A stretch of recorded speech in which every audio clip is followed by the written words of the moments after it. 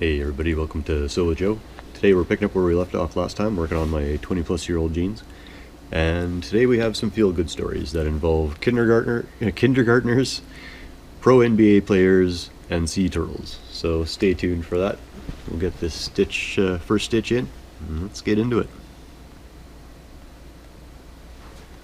So our first topic of conversation there was kindergartners. And there is a phone-in hotline in the United States where you can call in and receive messages of encouragement from children. And it is called the PEPTOC hotline.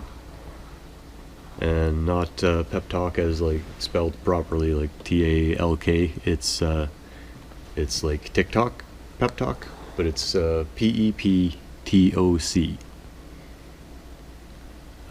And the creator of PEPTOC had their child spell out PEPTOC, like regular PEPTOC, in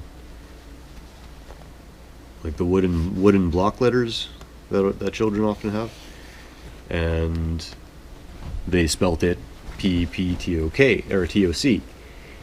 And so that was taken as the name of the company, or name of the hotline, sorry, not company.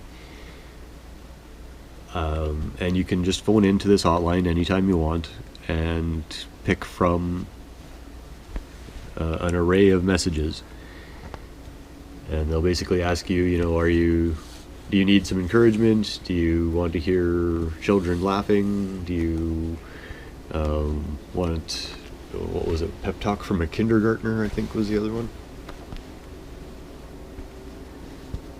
So basically any children from this one school aged 5 to 12 who wanted to give a message of encouragement could do so. And so they set it up, and these kids have little gems of wisdom, from the mouths of babes,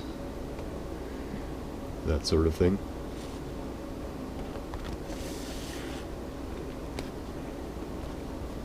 And it's just really heartwarming, you call in and you can just hear a child's voice encouraging you to keep trying, to not give up.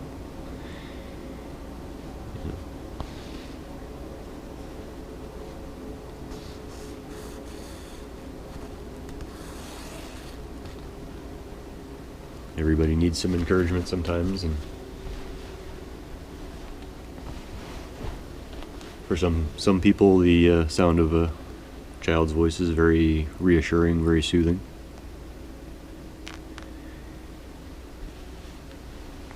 And when this hotline opened up,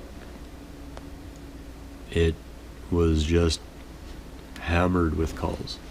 Because they did, I don't know, I can't remember if it was a Kickstarter or something, but some way of raising money and promoting it, and that resulted in, I believe they said the first day was 11,000 calls per hour. I don't know if that's the exact numbers. I didn't write down the numbers. But I do remember that now they're getting between 300 and 400 calls per day. So it's really caught on, and really good source of good news, I think. And if you want that number, it's in the States. It's in the USA, so you might have long distance charges. But the number is 707-998-8410.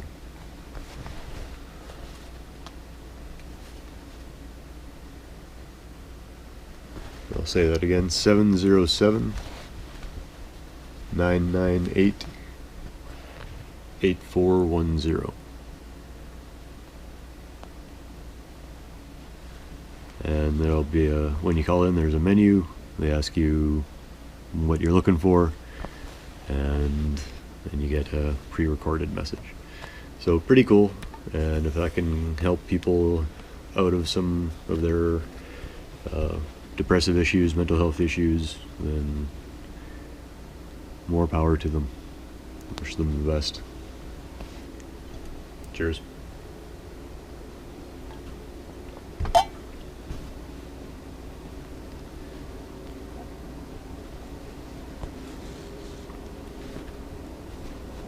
Now our next topic is an NBA player. He's been in the league for a few years, and he recently lost his father. So he is donating this year his entire season's salary, his whole contract for the year is being donated to building a hospital in the Congo. Because he's originally from there, and his name is Bismack Biombo, and his entire salary was $1.3 million. So this season is being played for his dad and helping other people in his area to have better health care. Because there's not many places in the world where there are readily available hospitals. I shouldn't say that. There's probably fewer than you think. It's what am I trying to say here? We are very fortunate to have hospitals readily available to us where we are. And not everyone has that same luxury. So the main point I had in this story, honestly, is that sometimes players do give back. Professional athletes get a lot of slack for their salaries. And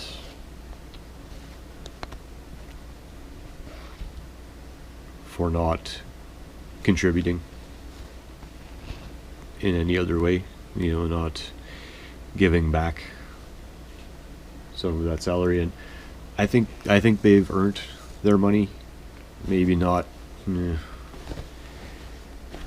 of the baseball salaries. Some of that is pretty insane.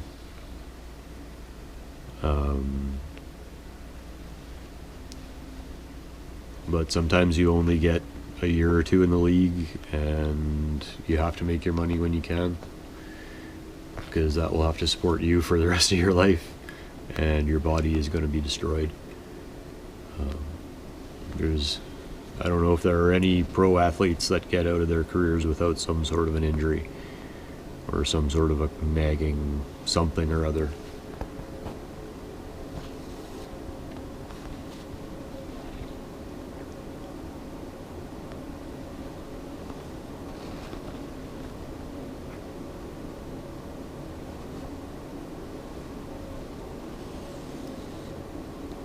When you hear stories like this about players playing their entire season for a cause,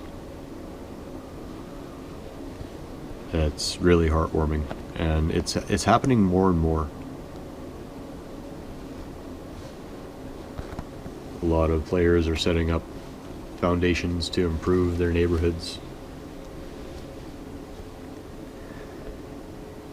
either in developing countries or deteriorating neighborhoods,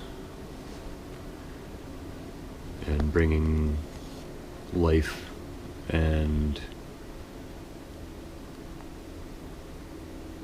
the modern world, I guess for lack of a better term, to to everyone in that area.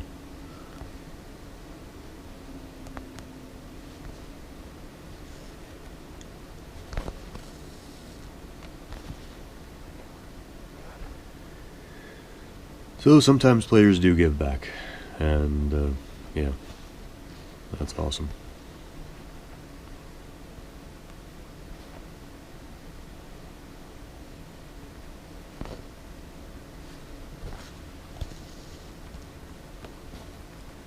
And I think one of the big reasons that, and this is just speculation, I'm not an expert, I think that the people coming from a low income background or from places like this is a big reason that they do give so much, is because they know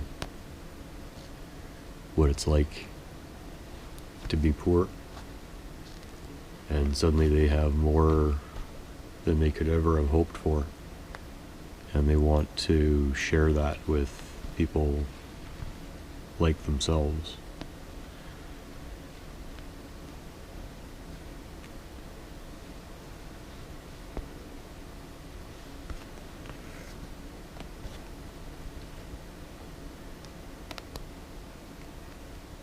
And that's a broad generalization. I'm sure there are people born into privilege who, become sports athletes that give back as well. But I think it's a whole lot easier for a person to be in the mindset to give back when they've had nothing.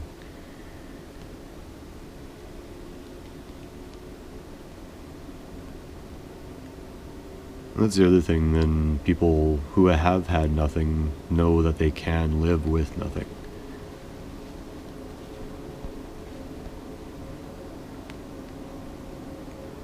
So it doesn't scare them to not have, to give, most of what they have away, still have enough. They know that if things get tough, they can live off of a lot less.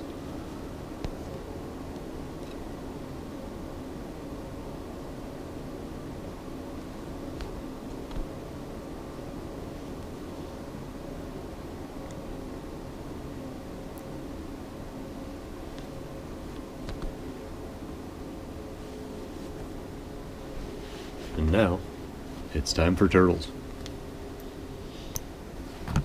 Oops. Sorry, rocked your world there. Get you back.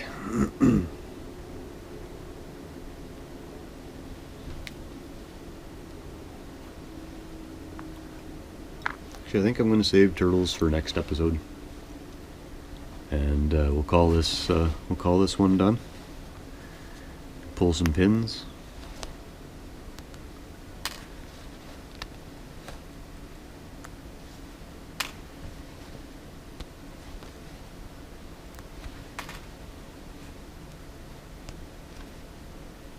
And we're going to have a quick look at the other side. We're not done yet, but just want to have a gander at how it all kind of came together and see what we need to do next year. So we're actually getting some sewing segment into SwJ. It's amazing. Alright, so this has gone in very well. Looks like it's sitting properly. Stitched all the way down to there, all the way around, back through that patch, and all the way back up here. So we got this hole patched, this hole patched, this hole patched, that future hole patched, this completely worn out area patched, and then this whole strip closed up, all with the same patch. What I'm going to do, I went down a little bit far here, so it's going to be flappy a bit, so I'm going to go right back along where I have these pins laid out, and I'm just going to kind of clean that seam up a little bit, make it a little nicer. Actually, you know what? I don't use that pocket anyways, so I really don't need to, so no, I'm not going to. And if I ever put a new pocket in, I'll just sew over that.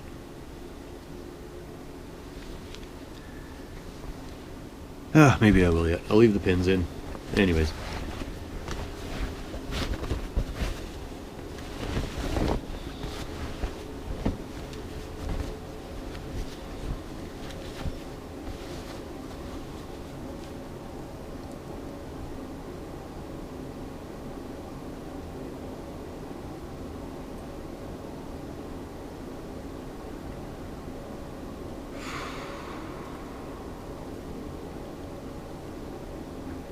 Sorry, sometimes my mind gets kind of stuck and I need to just stop and breathe for a second. And then I can figure out where we're gonna go. I think that's gonna be an episode. I might come back in and do this yet. Next episode, stitch that, and then cut everything out. And that might be next episode.